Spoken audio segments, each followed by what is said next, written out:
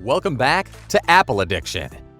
You hear this term, the Apple ecosystem, stated all over the place, especially though within the tech ecosystem. And I think most of the time that you hear it, it's because somebody is saying that the Apple ecosystem is one of the main reasons why someone either became an Apple fan or has remained an Apple fan. So in this video, we are going to tell you about once you go Apple ecosystem, you never go back. Everything you need to know. This video is going to be amazing, so make sure you stick to the end. The Apple ecosystem is all of Apple's products, whether hardware, software, or services, and the way that those things interact with each other in order to make a user's life better and especially easier. Before starting the video, be sure to smash the like button and subscribe to never miss out on any of our videos. Apple's goals for the ecosystem are twofold. The first, which people often criticize, is that it provides a walled garden feature. Some people call this Apple's vendor lock-in feature, while some people call it anti-competitive behavior. While there is no doubt that Apple does not force you to use the features which they did not actively advertise or market, it is very hard for the fans to leave Apple's vendor lock-in feature because, at this stage, Apple does not have a strong competition against their ecosystem.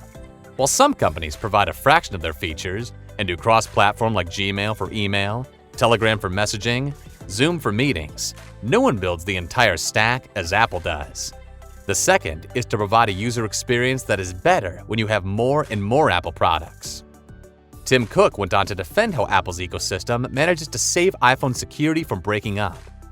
These things would not exist anymore, except in people that stuck with our ecosystem, and so I worry deeply about privacy and security. What we're going to do is constructively take part in the debate and hope that we can find a way forward.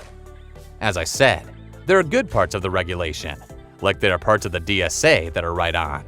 I think it's just one of those areas where we have the responsibility to say when it's not in the best interest of our user, that it's not. We are going to discuss the top 3 benefits of Apple ecosystem. Number 1, virtuous cycle. The fact that every Apple product that you own is made better by owning other Apple products. Apple has a thing called continuity, which is a suite of features that let users move seamlessly between devices, and that's a good place for us to start. Continuity includes a universal clipboard, so copy on one device and paste on another. It also includes the ability to take phone calls, not only on phone, but also on Mac, iPad, or Apple Watch. And one of everyone's favorite continuity features is the ability to instantly unlock Mac whenever you're wearing Apple Watch. And with continuity, you can easily use your phone's personal hotspot on your Mac. It just shows up automatically on the list of available Wi-Fi networks. And then there's handoff, the feature that lets you start something on one device and finish it on another. For instance, if you open a website in Safari on your phone, then the Safari icon will open up on your dock in your Mac, so you can pick up where you left off. And that works for lots of different apps. And finally, the last continuity feature is being able to text from multiple Apple devices. The more Apple devices that you have, the better the experience becomes for each of those individual devices. That's the virtuous cycle. I'm never surprised by the market, to be honest with you, because I think the market is quite emotional in the short term. Cook said when asked about Wall Street's reaction to the news. We sort of look through all of that. We think about the long term. And so, when I look at the long-term health of the company, it has never been better. The product pipeline has never been better. The ecosystem has never been stronger. The services are on a tear. And there are plenty more examples outside of continuity. If you have an iPhone and you just took some pictures that you want to transfer over to your Mac, you can airdrop them over in a matter of seconds, which is much faster and easier than emailing them or using something like Dropbox. If you need to remember something, then you can make a reminder on your Apple Watch, and it will automatically sync to your iPad, your iPhone, and your Mac. In fact, iCloud syncs game data, app data, and backups across multiple devices for you flawlessly.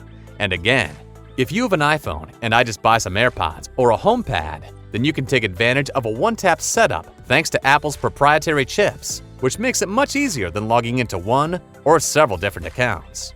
If you have an Apple TV and you want to search for something, the second you put the cursor in the search field, a notification pops up on your iPhone, which lets you type out your search query even faster, which is much better than going letter by letter with the remote.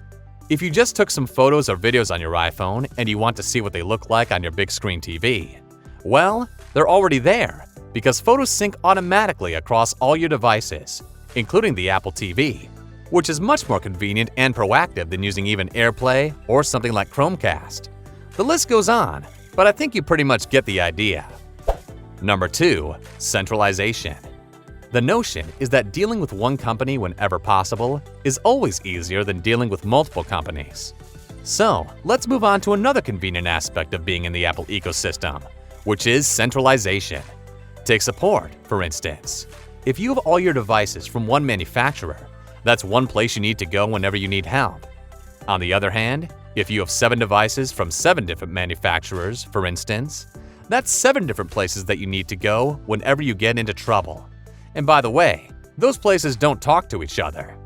Another example of Apple's centralization being super convenient is when it comes to something like subscriptions.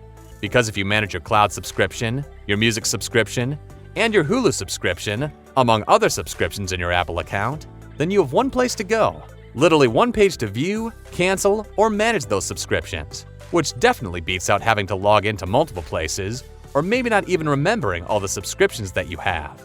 The App Store is a place where innovators and dreamers can bring their ideas to life, and users can find safe and trusted tools to make their lives better, said Tim Cook, Apple CEO. In a challenging and unsettled time, the App Store provides enduring opportunities for entrepreneurship, health and well-being, education, and job creation, helping people adapt quickly to a changing world. We're committed to doing even more to support and nurture the global App Store community, from one developer shops in nearly every country to businesses that employ thousands of workers as it continues to foster innovation, create jobs, and propel economic growth for the future. Number 3. Exclusivity. There are things that you can get in the Apple ecosystem that you can't get outside of it. There are certain things that you can only get within the Apple ecosystem, like Apple Pay, for instance. It's so easy to send money using Apple Pay to other people who are within the Apple ecosystem or software. You have to be an Apple user to get apps like an iMovie or Final Cut Pro, GarageBand, or Clips, among others. And there are plenty of non-Apple apps that are exclusive to the ecosystem as well, like the beautiful note-taking out Bear or AstroPad, TimePage, Apollo, Affinity Photo, and Overcast, just to name a few.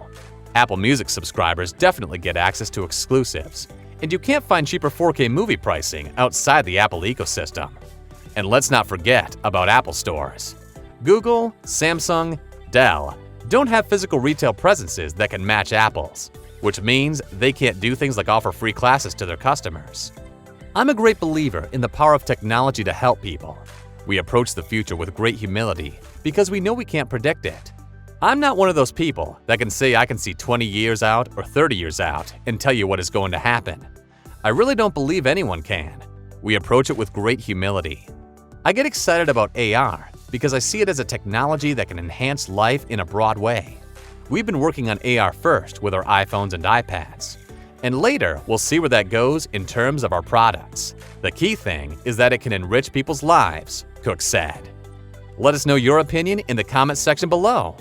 This was all for today. Hope you liked the video. Do not forget to subscribe to our YouTube channel. Stay safe, and we will be back soon with another video.